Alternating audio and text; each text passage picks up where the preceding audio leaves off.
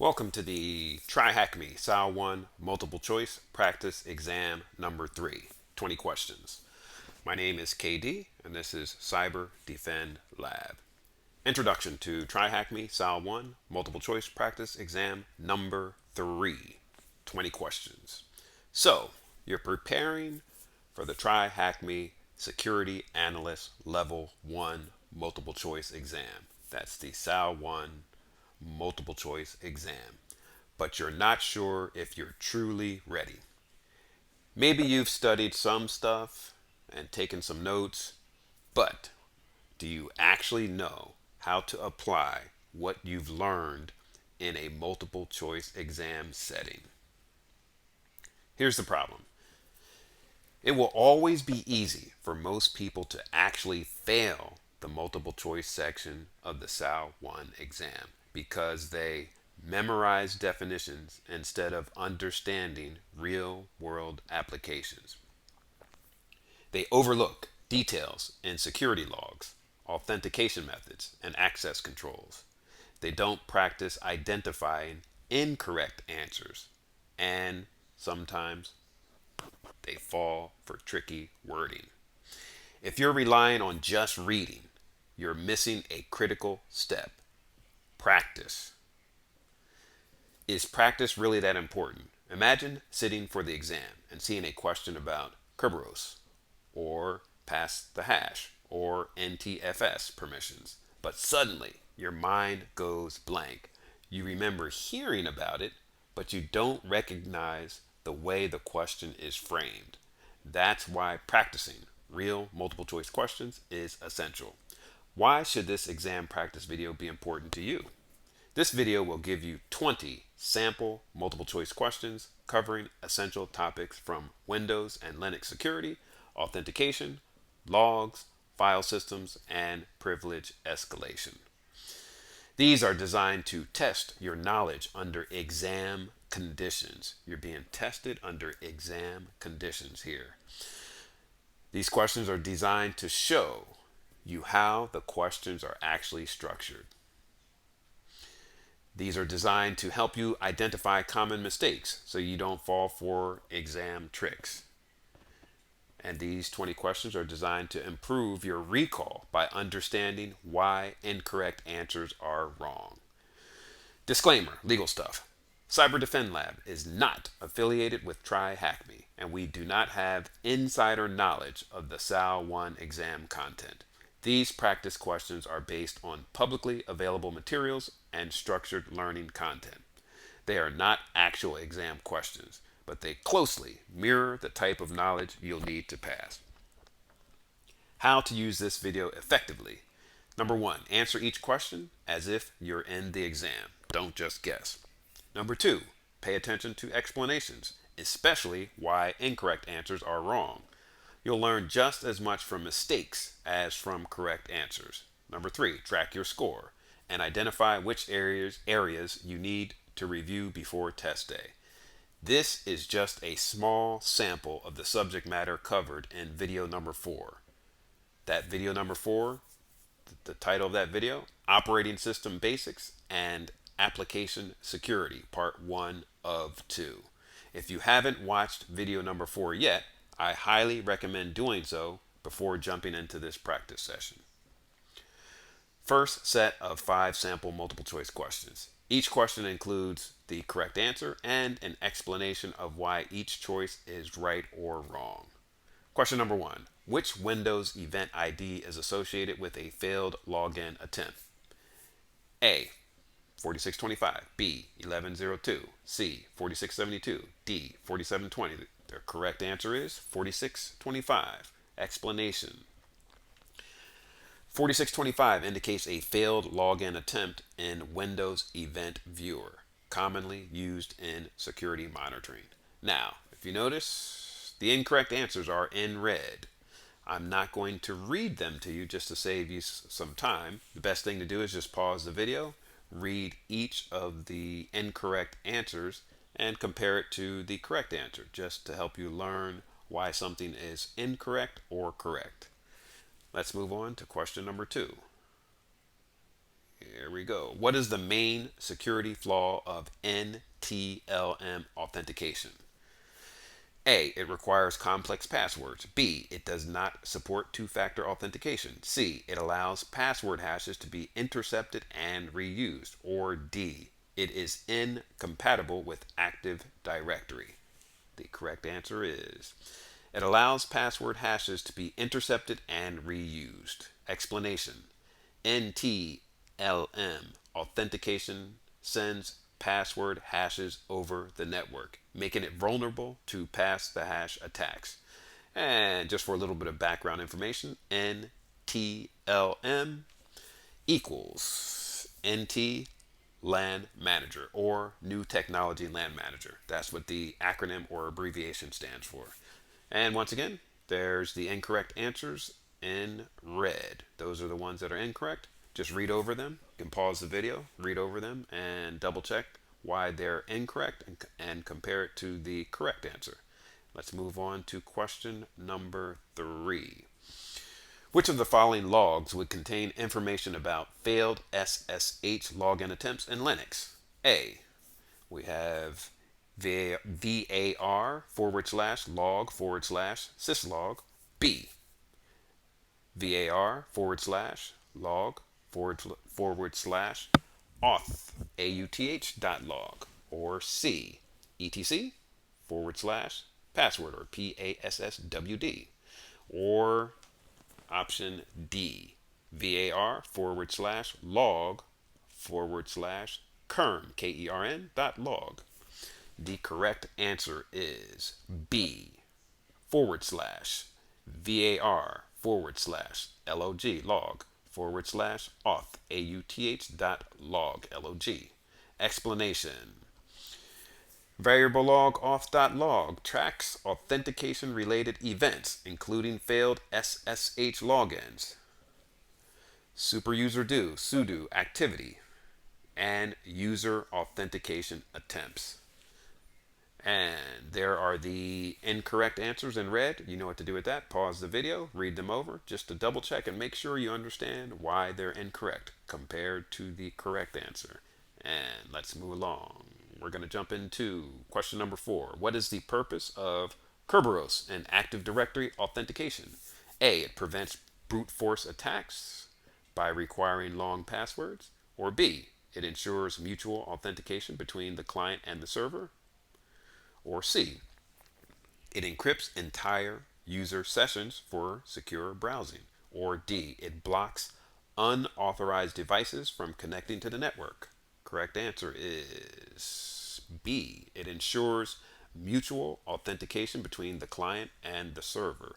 Explanation: Kerberos uses a ticket-based authentication system to verify both the user and the server, preventing impersonation attacks. And there you go. There's the incorrect answers in red. What you want to do with that one is pause the video, read the incorrect answers in red just to double check and compare it to the correct answer to make sure you understand why they're incorrect and the other one is correct. Let's keep on moving to question number 5. Question number 5.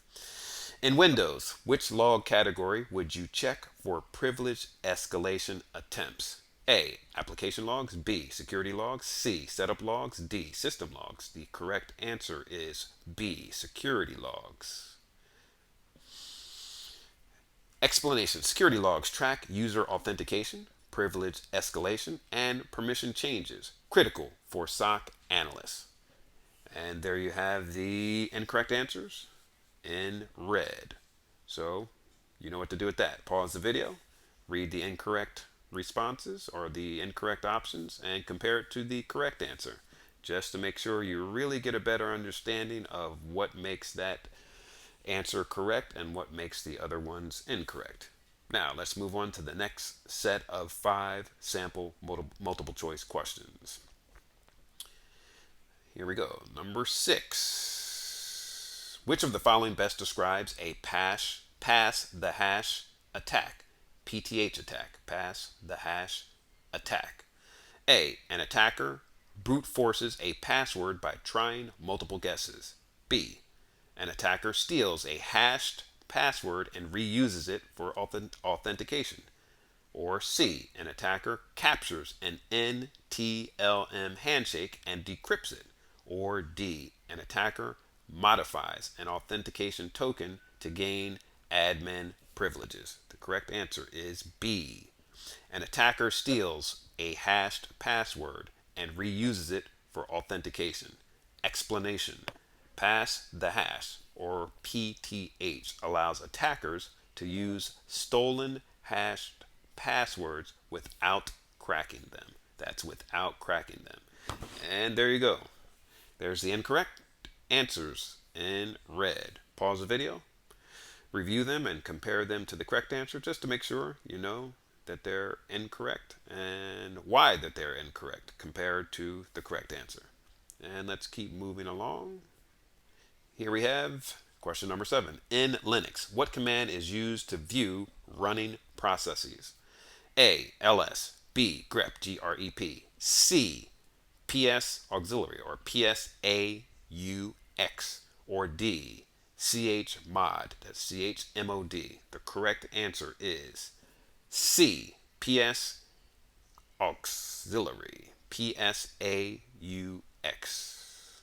Explanation: the psaux command displays a list of all running processes, which is useful for identifying malicious or unauthorized processes. And there you have it. The items in red are the incorrect answers. Just read over them, compare them to the correct answer, just to make sure you know what makes them wrong and the right answer right. Move on to number 8. Let's move on to number 8. Here we have, which of the following methods is the most secure way to authenticate remote users in Linux? A, password-based authentication over SSH, or B, SSH key-based authentication, or C, NTLM authentication, or D, storing passwords in a plain text file for easy retrieval. The answer is B, SSH key-based authentication. Explanation: SSH key-based authentication is far more secure than password-based authentication because it prevents brute force attacks and eliminates the risk of password leaks.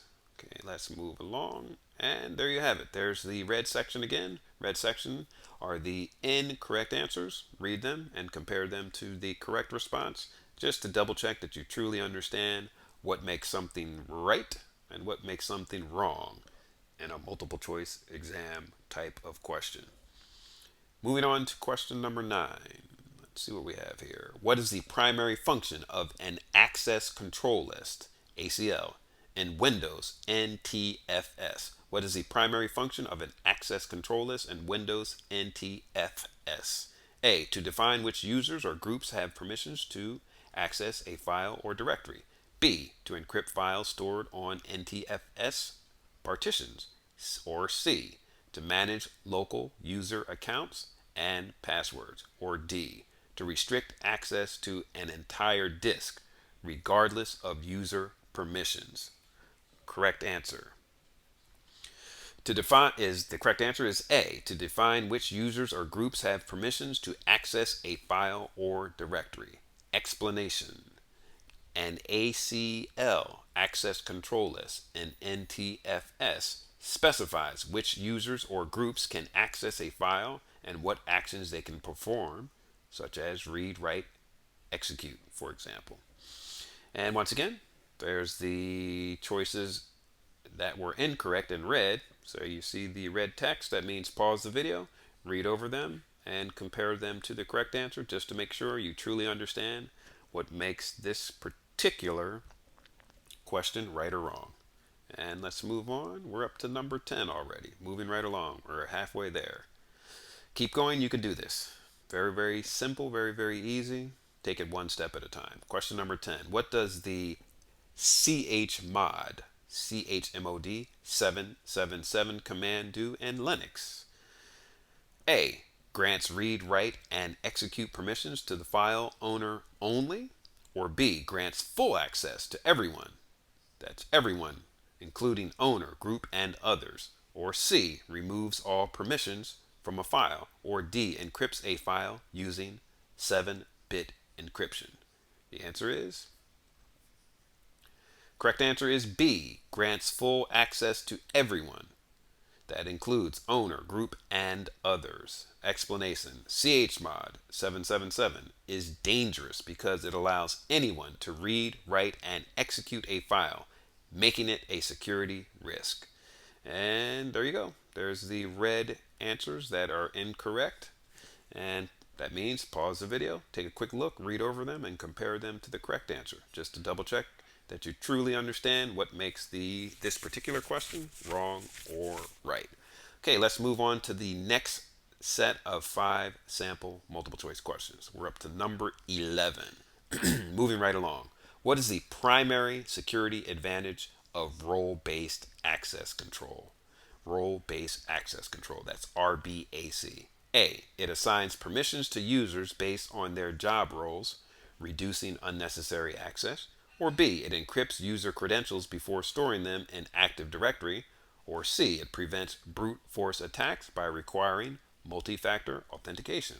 Or D, it allows users to override security restrictions when needed. Correct answer is A, it assigns permissions to users based on their job roles, reducing unnecessary access. Okay, explanation. RBAC minimizes security risks by ensuring that users only have access to the resources they need to perform their job functions. And let's see, there you go. You know what to do with the red text? Red text means pause the video, read over it, and compare it to the correct answer, just to make sure you truly understand what makes this particular question and these responses incorrect. Compare it to the correct response. And we're moving on to number 12. Number 12. In Active Directory, what is the main function of the Kerberos tickets? A, they store user passwords for authentication. Or B, they verify a user's identity and provide access to resources without re-entering credentials. Or C, they encrypt all network traffic between domain controllers and clients. Or D, they are used exclusively for managing group policies. Correct answer, B, they verify a user's identity and provide access to resources without re-entering credentials. Explanation. Kerberos uses a ticket-based authentication system to prevent users from repeatedly entering their passwords. And there you have the red text. That means pause the video, read over them, and you know what to do. Compare it to the correct answer to make sure you understand why the correct answer is correct and the incorrect responses are wrong. Let's keep going. Question number 13. Which Linux command would you use to check system-wide logs for security-related events? A, cat /etc/password or PASSWD. B, grep error /var/log/kern KERN.log. Or C, tail -f/var/log/auth.log. Or D, ls-la/home. The correct answer is C, tail-f/var/log/auth.log. That's the authorization log. Explanation. tail-f/var/log/auth.log allows real-time monitoring of authentication logs, making it useful for detecting unauthorized login attempts. And there we have the red text. Pause the video and read why the other responses were incorrect.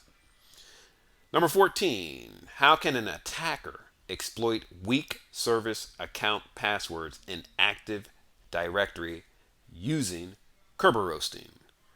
A, by sending repeated authentication requests until the password is guessed. Or B, by requesting service tickets and cracking them offline to retrieve plain text passwords. Or C, by using a brute force attack against the Kerberos authentication server. Or D, by modifying Kerberos tickets to grant themselves admin privileges?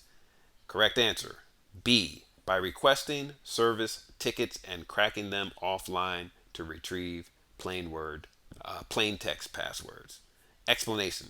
Kerberosing is an attack where an attacker requests service tickets, TGS, for services running under domain accounts and then attempts to crack the ticket offline.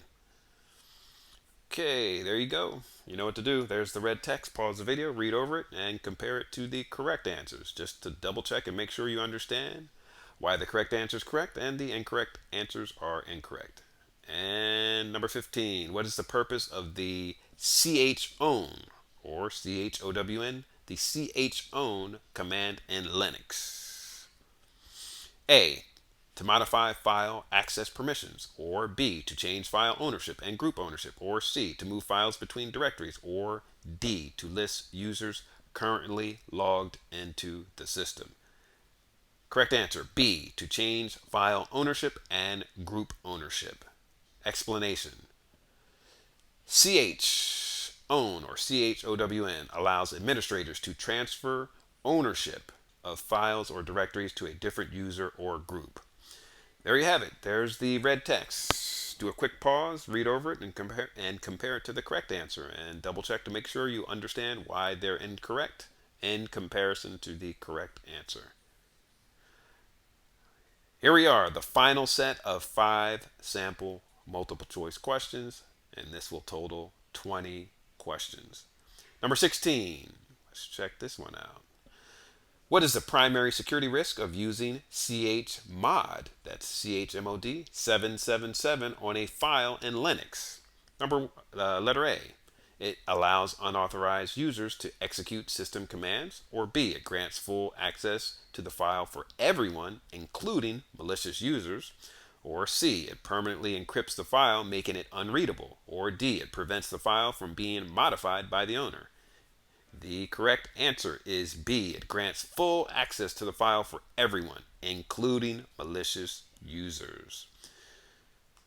Explanation. chmod 777 gives read, write, and execute permissions to everyone, which can be dangerous because any user, including attackers, can modify or execute the file.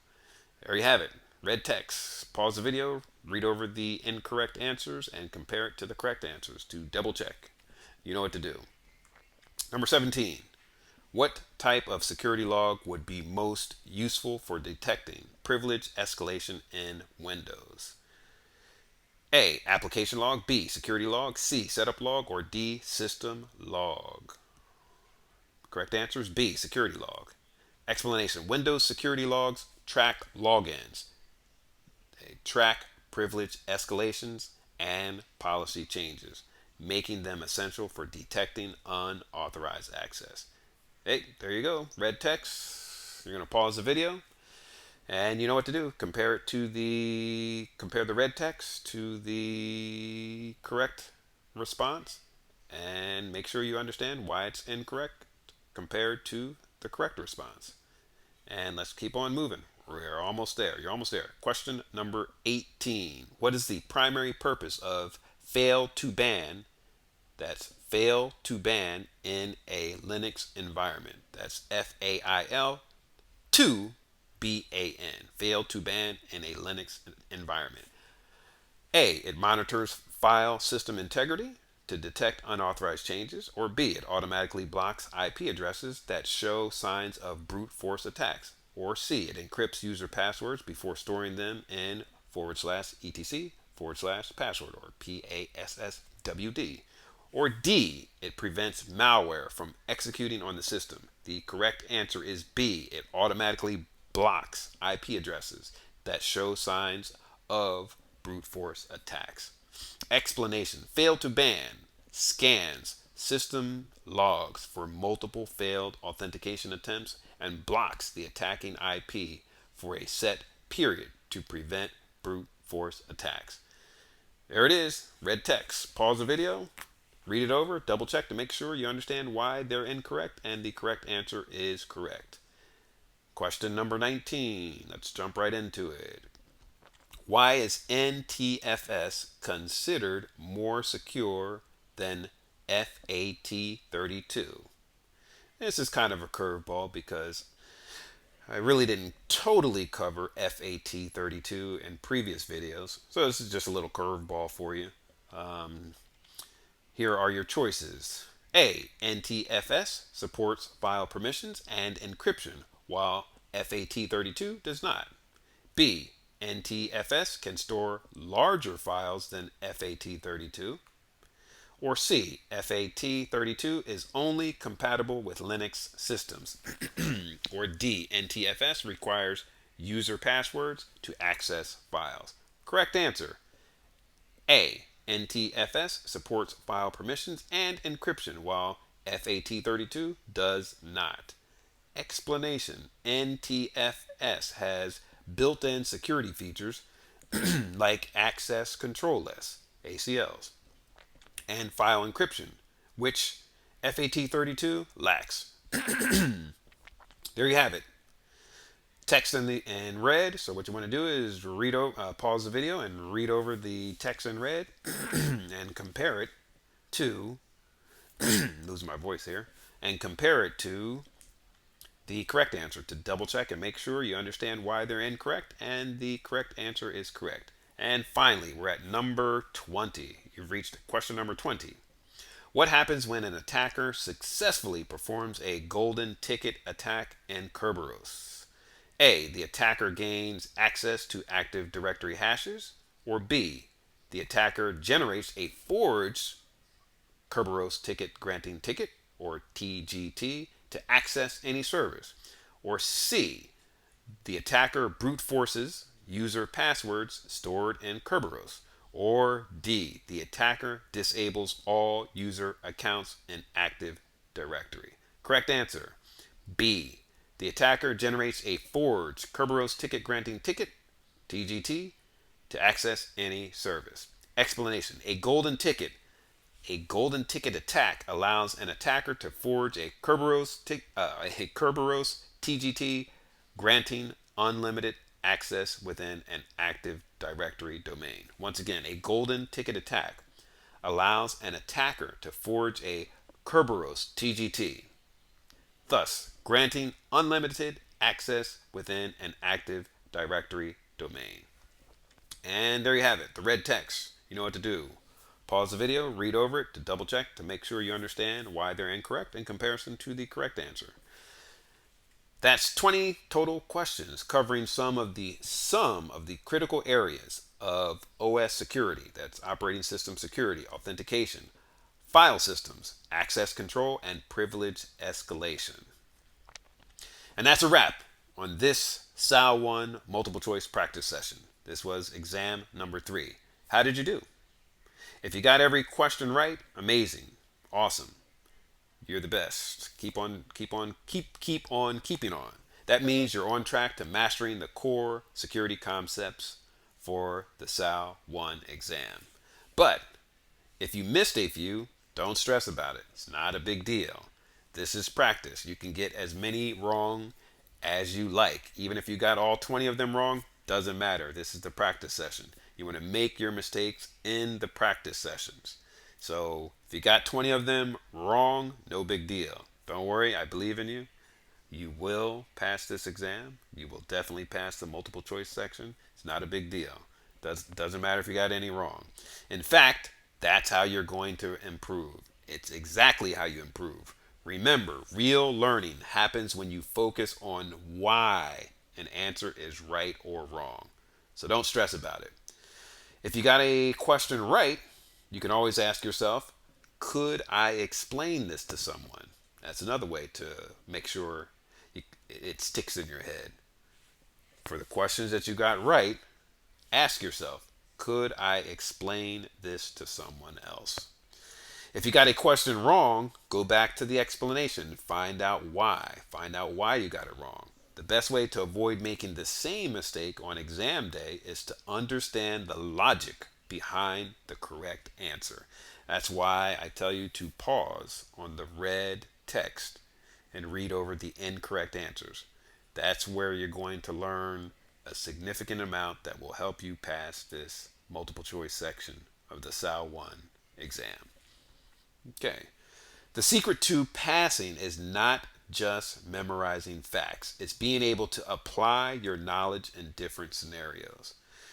Okay, you're making huge progress, and I guarantee if you keep practicing, you'll walk into the exam feeling confident and prepared. So what's next? In video number 5, we're diving into part 2 of 2. More advanced OS security topics and real world SOC scenarios. These will help you think like an analyst, not just as a test taker. Don't stop here. Click on the next video now and keep leveling up your cybersecurity skills. If this video helped, be sure to like, subscribe, and hit that notification bell so you never miss an update from CyberDefend Lab. Drop a comment below with your score that you received when you did all 20 questions and what topic you want more practice on. Okay, see you in the next video. Let's keep pushing forward. Once again, I believe in you. I know you can do it. Once again, my name is KD, and this is CyberDefend Lab at CyberDefend Lab.